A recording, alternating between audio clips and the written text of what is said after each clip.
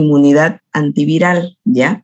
Es la respuesta inmune frente a virus, lo que vamos a tratar hoy día, y vamos a ver también, además de los mecanismos de defensa que tenemos frente a los virus, cuáles son nuestros mecanismos de evasión por parte de los virus hacia el sistema inmunológico, ¿ya? Me cortaré el video y pasar. ¿Ya? En general, sabemos que los virus es un grupo muy complejo de agentes infecciosos, ya que estructuralmente pueden contener material genético conformado por ADN o por ARN. Algunos tienen una cubierta proteica, otros tienen una envoltura, ¿no? Y sabemos que todos ellos necesitan, para poder reproducirse o replicarse, ingresar a una célula web, ¿no? Y utilizar el material o los organeles celulares de esta célula para poder llegar a producir las partículas y ensamblar las mismas, ¿no? Entonces, este cuadrito que vemos ilustra de forma breve un proceso de replicación viral de un virus que tiene envoltura. Entonces, todos los virus, para poder ingresar a una célula, necesitan un receptor que les permita unirse o ligarse a nivel de membrana para poder ser absorbidos y penetrar. Una vez que penetran, liberan el material genético, ya que se inserta en el material genético celular y empieza a producir las proteínas o partículas virales que posteriormente se ensamblan y son liberadas de la célula. Pueden ser liberadas sin causar daño a la célula o causando la lisis celular y destrucción del tejido, ¿no? Eso depende del tipo de virus y de las características que tenga, ¿no? Entonces, en general, esos son los pasos que sigue cualquier proceso en una infección viral. Como ya mencioné, estos organismos son variados, entonces puede que haya algunas variantes pequeñas entre uno y otro virus, ¿no? Y cómo se lleva a cabo el mecanismo de reconocimiento de estas partículas o de estos organismos a nivel de nuestro sistema inmune, ¿ya? El reconocimiento se da a través de nuestros receptores de reconocimiento de patrón. Esa es la primera instancia que llegan a identificar a estas partículas virales, ¿ya? Estos receptores, al identificar las estructuras microbianas, que vendrían a ser los patrones moleculares asociados a estos patógenos virales, empiezan a producir y a secretar citocinas proinflamatorias, o sea, se activan a nivel citoplasmático e inducen la producción de estas citocinas proinflamatorias. ¿Y cuál es el objetivo de esto? Reclutar células dendríticas, ¿ya? Que se secreten cantidades de interferón de tipo 1 y activar células matadoras naturales, que son uno de los principales mecanismos, estos que hemos mencionado, de defensa innato antiviral. Ya el interferón de tipo 1 actúa de forma autócrina y parácrina. ¿Qué quiere decir autócrino? Que sobre la misma célula que la secreta la estimula más producción de interferón, ¿no? Y a nivel sistémico también activan otros conjuntos de células para que se lleve a cabo la inhibición de la replicación viral, ¿ya? Además de que inducen procesos apoptóticos en aquellas células infectadas, ¿no? Es que el interferón llega a inducir a que una célula infectada pues pueda continuar replicándose de esa forma. Se evita la replicación viral, ¿ya? Este conjunto de citocinas hay dos tipos, los de tipo 1 y los de tipo 2. Los de tipo 1 ejercen principalmente un identificado interferón alfa, beta, lambda, eta, ¿ya? El RNA viral induce la producción de interferón, promueve ya que se activen, que se produzca el interferón. Y la acción que tiene el interferón es activar células matadoras naturales, ¿no? Una vez que se activan estas células matadoras naturales, a través de sus receptores activadores, células que estén infectadas por virus y van a inducir en estas células los procesos apoptóticos, ¿ya? Inducen también la expresión de moléculas de histocompatibilidad de tipo 1 y de tipo 2, ¿no? Que están involucradas en la diferenciación de linfocitos CD4 o ayudadores en la subpoblación TH1 y CD4 para potenciar microbicida a microorganismos intracelulares, son los virus. Activan linfocitos CD8 citotóxicos e inducen también la producción de células que tienen larga vida, ¿no? A nivel de células de memoria, tanto CD4 como CD8, ¿ya? En el caso de los interferones de tipo 2, estos modulan la respuesta inmunológica también activando macrófagos, ¿ya? Entre estos mencionaremos a los interferones gamma. El interferón gamma induce en las células adyacentes a la infección o al proceso infeccioso un estado antiviral que tiende a limitar la diseminación de los patógenos virales, ¿ya?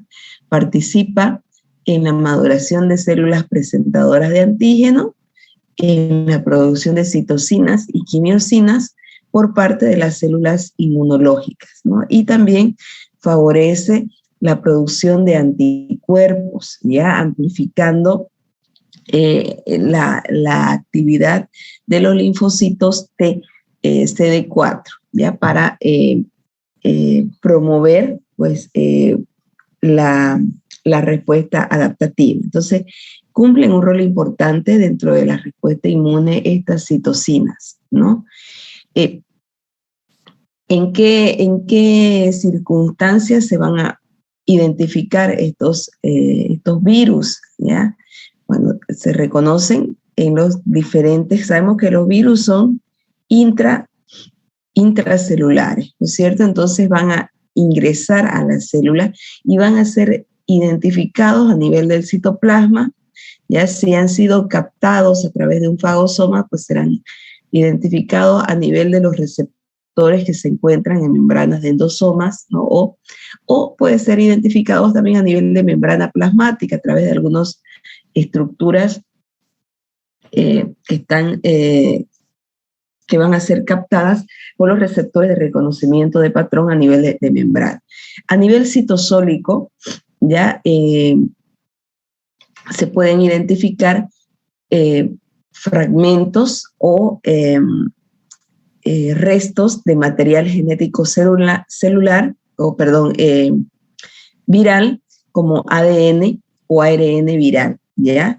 Estos receptores de reconocimiento de patrón que están a nivel interno en la célula son bastante selectivos con el material genético. El material genético viral, por ejemplo, RNA de doble cadena, no tenemos nosotros como mamíferos, sino se presenta generalmente en procesos o en los virus. Entonces no va a haber lugar a que haya confusión entre el RNA propio del huésped y el RNA viral, ¿ya?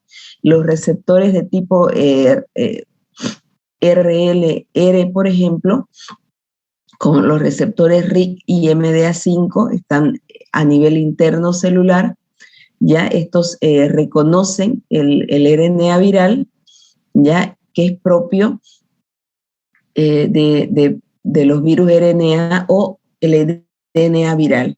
Ya está también el receptor MDA5 que mencionamos, ya puede identificar RNA de doble cadena, ¿ya? Y el reconocimiento de este material genético viral inducirá en la célula infectada la producción de interferón, ¿ya? Y como ya mencionamos, pues esto puede en la propia célula inducir un estado de no producción, inhibir la producción de proteínas, como también puede a nivel externo en la célula activar a linfocitos matadores.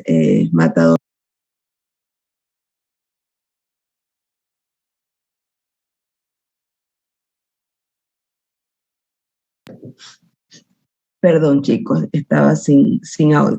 En el caso de los receptores de tipo NOT, estos van a inducir la producción de interleucina 1 e interleucina 18, que son citocinas que promueven respuesta inflamatoria, ¿ya? Y también se conforman complejos, ¿ya? O estructuras denominadas inflamasomas cuando se identifican a través de los receptores de tipo NLR, ¿ya? Por otro lado, se activan una vía enzimática que es la vía de las caspasas, ¿ya? Como a través de la activación de interleucina 1 y de interleucina 18, ¿no? Esta vía de las caspasas puede llegar a activar los mecanismos apoptóticos a nivel de células infectadas, ya induciendo procesos de apoptosis celular. El receptor NLRP3 es estimulado en algunas infecciones virales por virus DNA, ¿ya? Como en algunos adenovirus, por ejemplo, y este también promueve o induce la producción de interleucina 1 y de interleucina 18 por parte de estas células infectadas. Ya en el caso de receptores TOL están involucrados en el reconocimiento de material genético viral, receptores TOL tipo 3, 7 y 9, ¿ya? Y también los receptores tipo lectina llegan a identificar hidratos de carbono que están presentes en algunos entes o algunas estructuras virales, ¿no? Estos receptores median los procesos de endocitosis, es decir, de poder introducir antígenos virales a nivel de los endosomas o a nivel fagosoma celular, ¿ya? Y esto puede facilitar los procesos de presentación, ¿ya? Sin embargo, también se puede, y es importante mencionar, muchos de estos receptores celulares ya son la vía de ingreso de virus a las células para poder infectarlas, ¿ya? Hay un ejemplo que es importante mencionar, el receptor denominado DC-SIGN, ¿ya? Que está presente en células dendríticas, permite que virus de inmunodeficiencia humana pueda ingresar y pueda parasitar estas células, ¿ya? Cuando el virus de inmunodeficiencia humana es endocitado por medio de este receptor, como vemos acá en la imagen, no llega a ser degradado, ¿ya? O sea, permanece a nivel interno en el citoplasma celular y a través del mismo receptor luego es presentado a los linfocitos CD4, lo cual facilita la infección de estas células. Entonces, durante el contacto con el CD4, estas vesículas que contienen los virus se fusionan a nivel de la membrana, ya de la célula dendrítica, y esto facilita la transferencia o el ingreso del virus a los linfocitos CD4, ¿no? Que es la forma como ingresa, es un mecanismo de infección viral, ¿no? Entonces, si bien estos receptores permiten poder captar los virus, muchos virus los utilizan para poder ingresar a las células e infectarlas, ¿ya? Otros mecanismos son los inflamasomas. Estos son complejos multiproteínicos y controlan los procesos inflamatorios a través de la interleucina 1 y de la interleucina 18, ¿ya? Y el receptor teterina o CD137 es una proteína que es expresada en forma activa en aquellas células infectadas por virus, ¿ya? Principalmente virus que contienen envoltura o que tienen estructuras de envolturas como herpes, algunos arenavirus, por ejemplo. El extremo amino de esta proteína se ubica en la maquinaria endocítica celular, ¿ya? Dirigiendo a estos virus que son captados por medio de este receptor hacia los lisosomas celulares para poder facilitar su degradación. ¿Ya? ¿Cuál es el rol de las células matadoras naturales? Estas células pueden llegar hacia el sitio o al foco infeccioso y activar mecanismos de apoptosis en aquellas células infectadas por virus, ¿ya? Esta activación de estas células matadoras naturales se da a través de las citocinas inflamatorias que producen las células infectadas, ¿no? O a través del contacto que tienen las células matadoras naturales con las células infectadas. Recordemos que las células matadoras naturales poseen receptores activadores que identifican algunos receptores que expresan células infectadas por virus como receptores que indican estrés celular.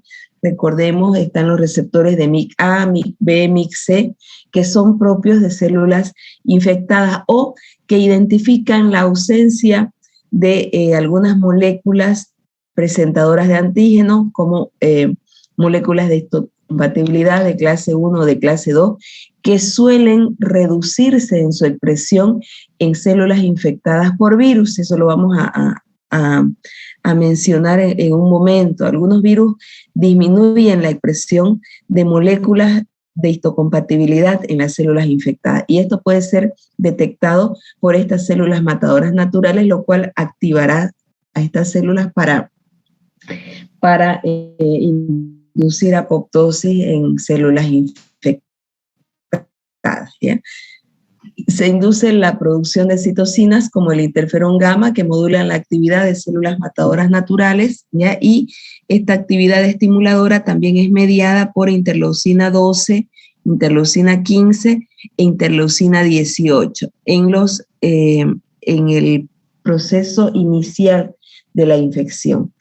Ya mencionamos que se da disminución de moléculas de histocompatibilidad, y esta expresión o esta disminución de la expresión de esta molécula pues activa a los linfocitos matadores naturales, ¿no?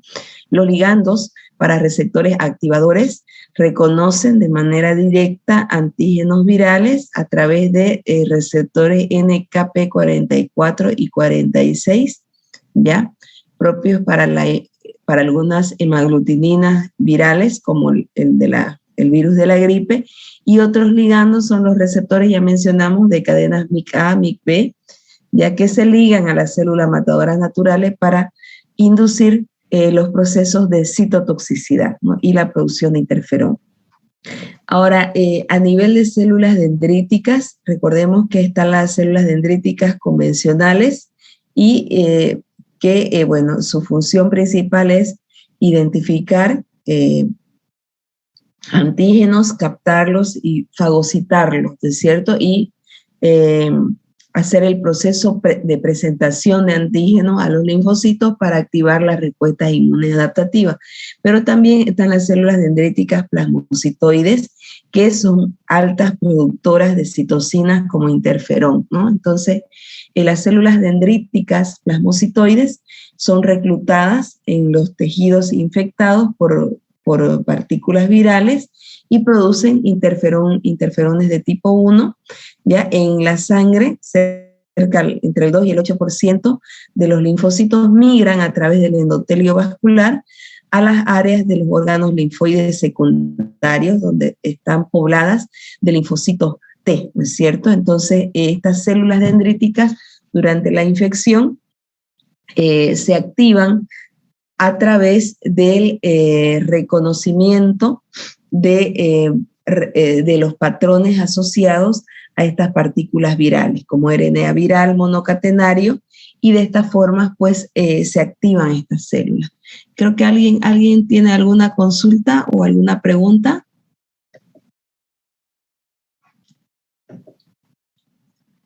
O fue un accidente, no se pueden consultar si tienen dudas, ¿ya? En el caso de las células dendríticas, la producción de interferón, ¿ya?, es rápida, es inmediata, es en horas posterior al proceso infeccioso, ¿no? Y alcanza un pico máximo hasta después de 12 horas de haber entrado en contacto con estas partículas virales. Entonces, cerca al 50% del total del RNA mensajero de la célula, ¿ya? En el caso de la célula dendrítica, empieza a producir interferón, ¿no? Y esto, pues, activa o alerta a las células vecinas o a las células circundantes y también actúa a nivel sistémico.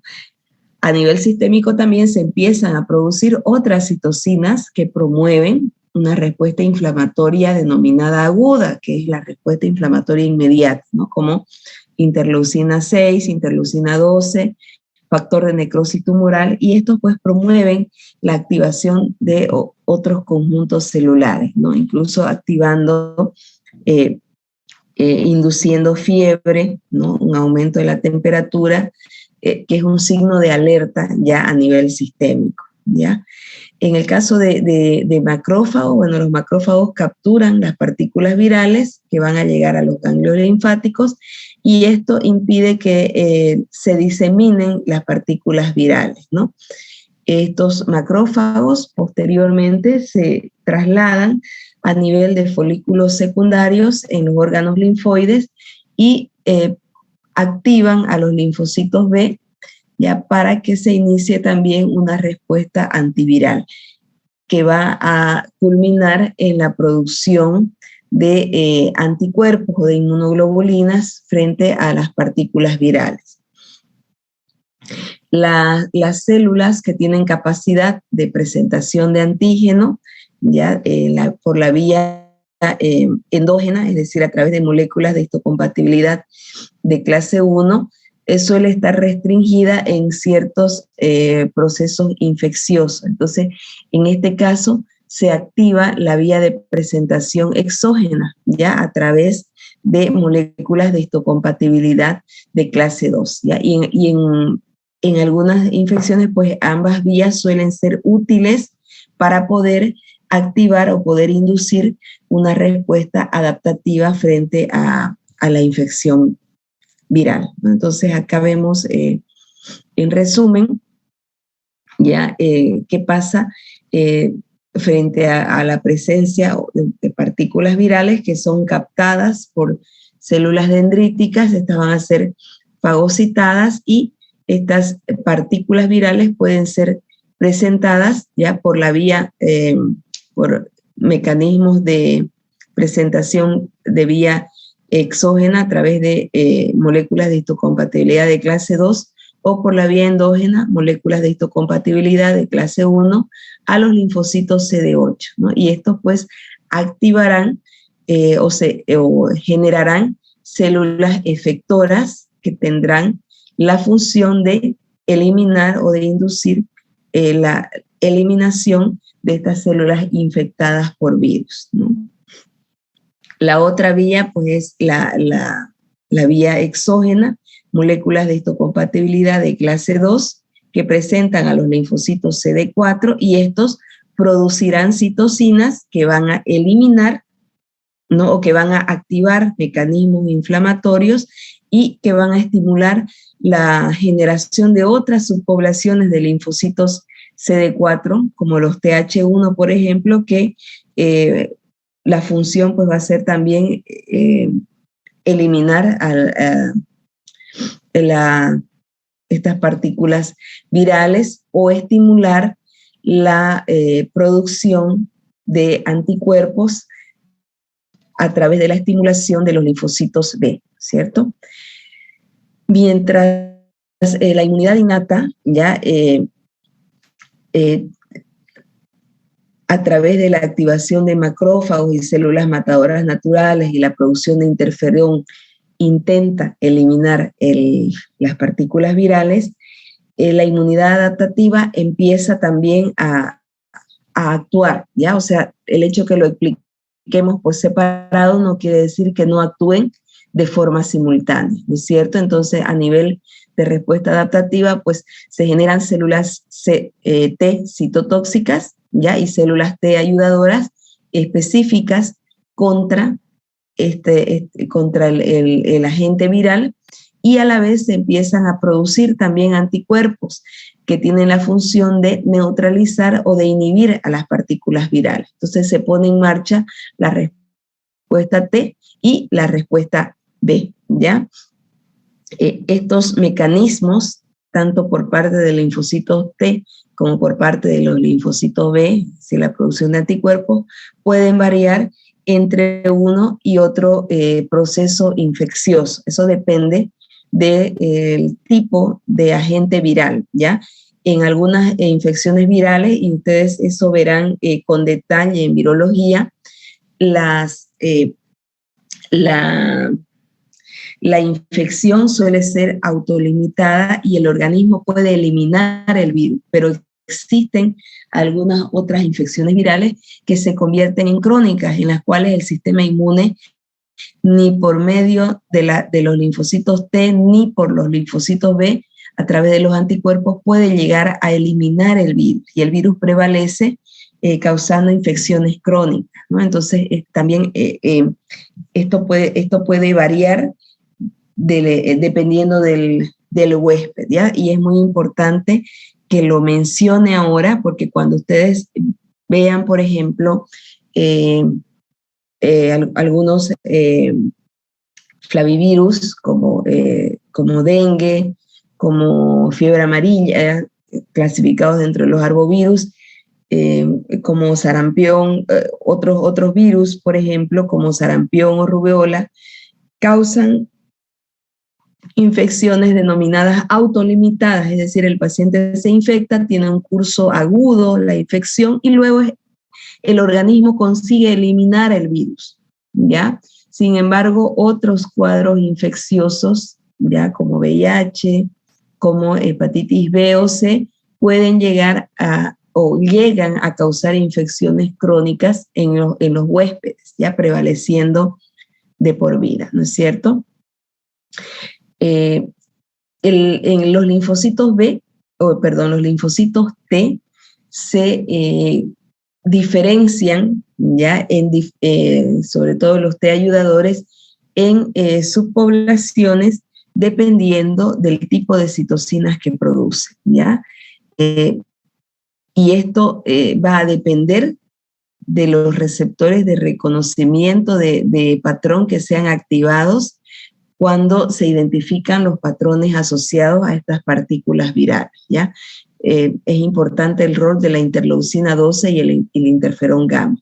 Por ejemplo, los linfocitos TH2 caracterizan por la producción de interleucina 4 e interleucina 5 e interleucina 13, ¿no? Y estos promueven ya la producción o activan principalmente la producción de inmunoglobulinas por parte de los linfocitos B. En el caso de los linfocitos Th17, ya se caracterizan por la producción de interleucina 17, interleucina 21 y 23. La interleucina 17 tiene otros subtipos, ya hay 17A, 17B, y estos están mayormente asociados a infecciones bacterianas y a procesos inflamatorios, ¿ya? Y también en algunas infecciones causadas por hongos. Los linfocitos reguladores se caracterizan por la producción de interleucina 10 y factor de crecimiento transformador beta. Y esta subpoblación de linfocitos reguladores se genera mayormente para poder atenuar o poder controlar la respuesta inmunológica, ¿ya? Y en el caso de las células TFH o ayudadores foliculares, promueven la producción de anticuerpos. Estos estimulan a los linfocitos B para la producción de anticuerpos. Ya los TFH se han identificado varios subtipos, TFH1, TFH2 y TFH10, dependiendo del tipo de citocinas que estos producen, ¿ya? Pueden promover la producción de diferentes subtipos de inmunoglobulina, como inmunoglobulina G, inmunoglobulina E en el caso de los TFH2 o inmunoglobulina A en caso de TFH10, ¿ya? La diferenciación de los linfocitos vírgenes, ¿ya? Al presentar antígenos a estas células van a diferenciar y van a generar pues células efectoras y células de memoria, ¿ya?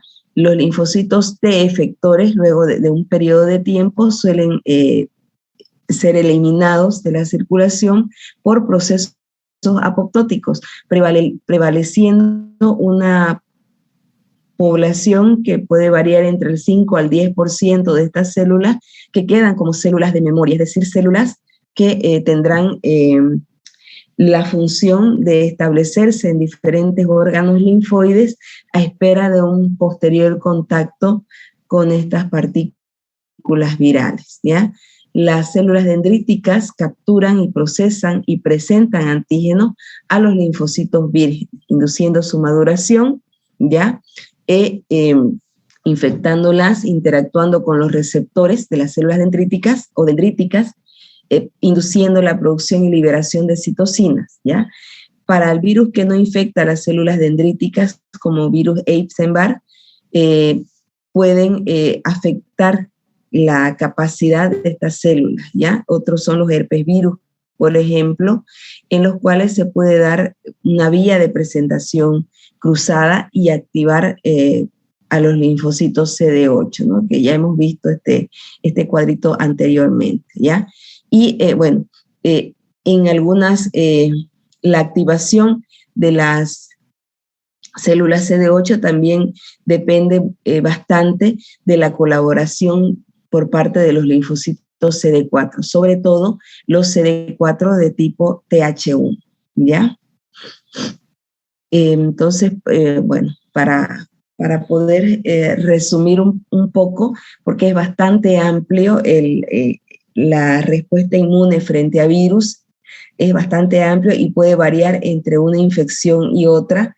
Entre mecanismos principales de defensa a nivel innato podemos mencionar la actividad mediada por interferón, células matadoras naturales, por algunos mecanismos o algunos mecanismos moleculares como el complemento, y en la inmunidad adaptativa la producción de anticuerpos es importante, anticuerpos neutralizantes, y también la vía de interferón, ¿no? El interferón, los linfocitos T citotóxicos y T ayudadores, ¿no?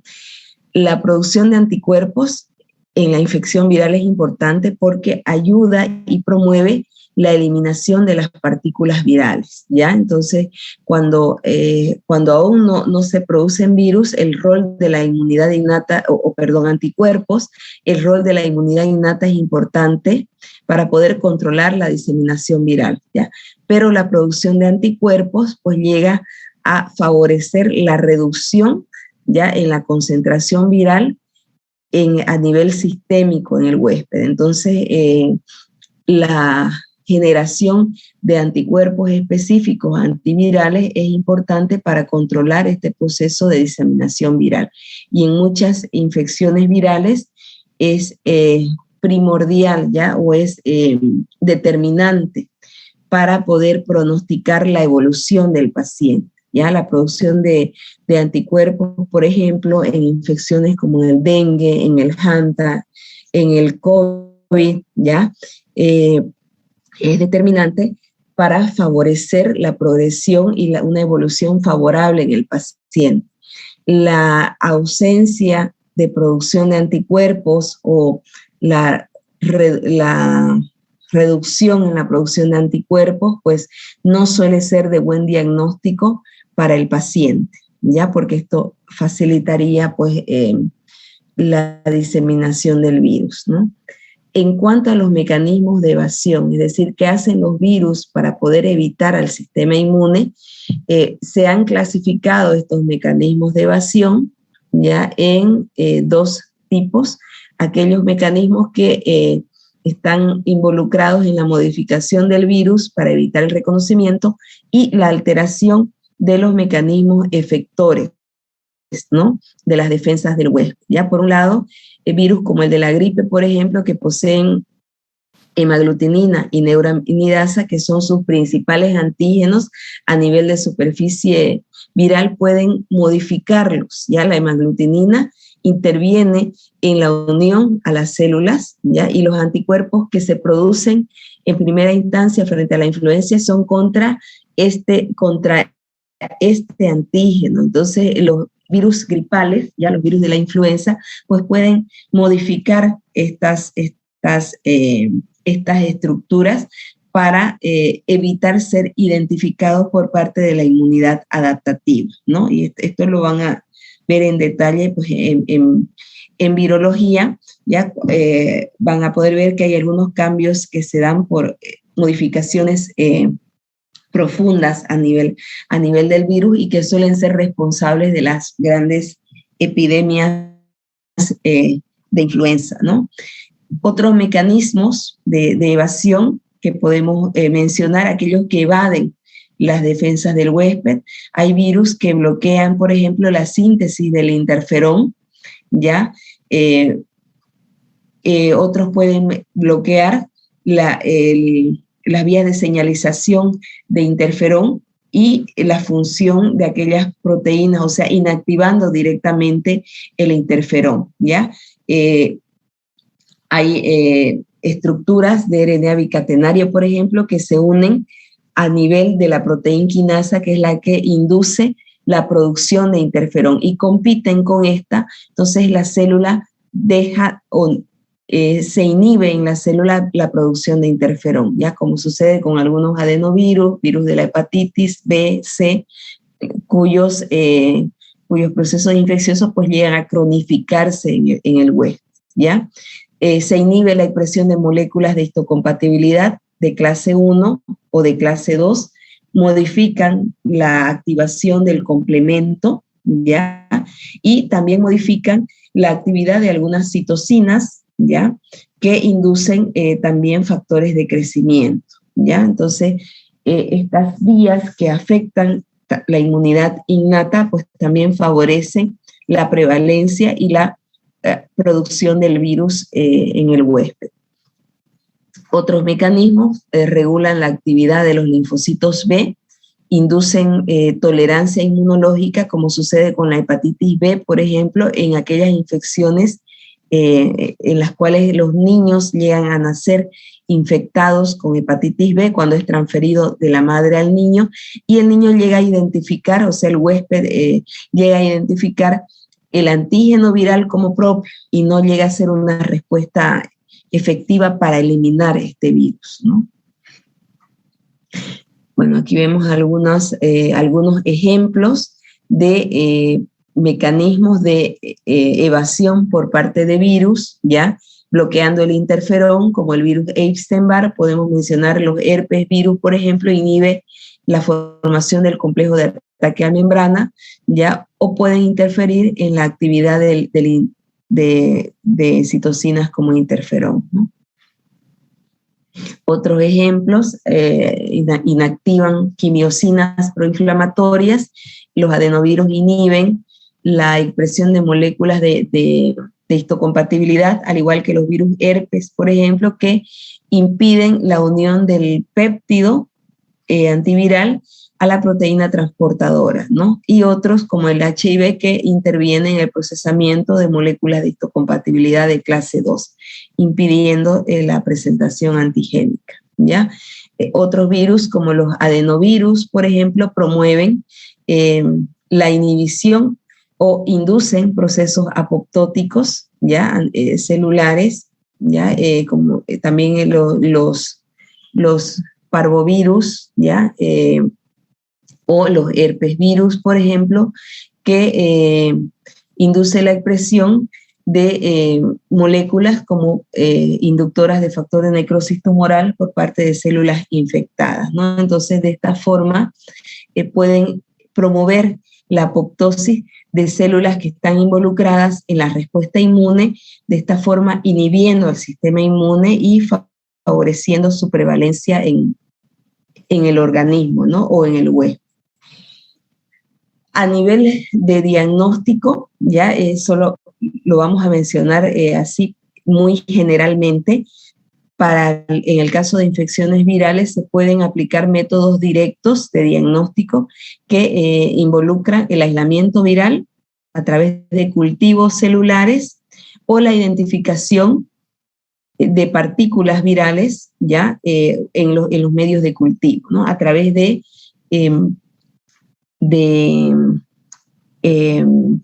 métodos serológicos, ¿ya? En los cultivos virológicos el virus crece, ¿no? Y no se lo puede ver porque son, pues, partículas bastante pequeñas, pero sí se puede identificar el efecto del crecimiento viral en el cultivo celular. Entonces, para poder saber qué virus ha crecido, es necesario utilizar pruebas serológicas, ya como inmunofluorescencia, test inmunoenzimático, pruebas de neutralización viral. Se puede también detectar a través de pruebas serológicas antígenos virales, ¿ya? O partículas virales por microscopía electrónica, que ya son otras técnicas un poco más sofisticadas. Se puede identificar la presencia del genoma viral por métodos moleculares como hibridación, el PCR, que es la reacción en cadena de la polimerasa, o la amplificación isotérmica, que es el método LAMP, que ha sido muy usado o ha sido promovido su uso en estos últimos años, ¿no? En distintas enfermedades infecciosas, ¿no? O la detección de enzimas virales, por ejemplo, midiendo actividad de transcriptasa. Esos son métodos directos. Ya detectamos la presencia nata del virus en el huésped o en muestras provenientes de un huésped con sospecha de infección. Pero también se puede hacer un método de diagnóstico. Disculpe que la molestie. ¿Me puedo salir para pasar clase de parásito? Sí, ya estamos terminando, también pueden retirar. Métodos indirectos permiten identificar la presencia de anticuerpos frente a estas partículas virales, ¿ya? Es muy útil, ¿ya? Para poder confirmar la infección viral, poder determinar en el huésped seroconversión. Ya la seroconversión o conversión serológica es el cambio en el título de inmunoglobulinas o el isotipo de inmunoglobulinas cuando uno toma muestra en un paciente, ¿ya? En 2 periodos de tiempo determinados durante el curso de una infección. Entonces, ese mecanismo o esa seroconversión me permite, pues, confirmar una infección viral. Ya es muy común en el caso de algunas infecciones causadas por arbovirus.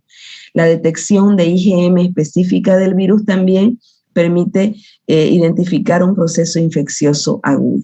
¿ya? Sin embargo, es importante en el diagnóstico de las infecciones virales el poder tener en cuenta, ¿ya?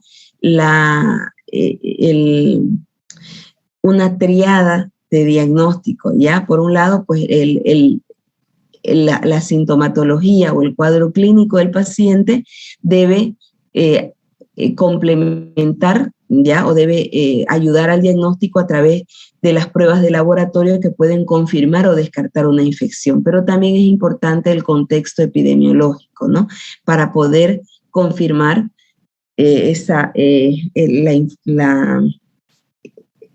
digamos, el cuadro infeccioso, ¿no? Toda esta información clínica, epidemiológica y de laboratorio, pues ayuda al clínico, ¿ya? O al equipo de diagnóstico para poder confirmar una determinada infección, ¿ya? Eso es todo, ¿ya? Me extendí un poquito. Me imagino que, bueno, quizás deben tener muchas preguntas. No sé si hay preguntas. Quieren ver las preguntas la próxima semana, en caso que las tuvieran, o tienen desde ustedes, creo que pasan parasitología, ¿no? Podemos quedar aquí, ver las preguntas para la próxima clase. Entonces depende de ustedes, chicos. Alguien me dice. Doctora, una consulta. Hoy día es la conferencia, ¿sí? Perdón, la conferencia, hola, se me ha cortado. Sí, doctora.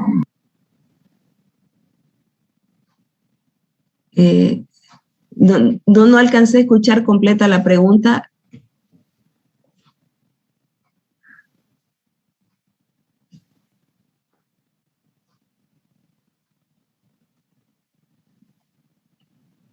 Bueno,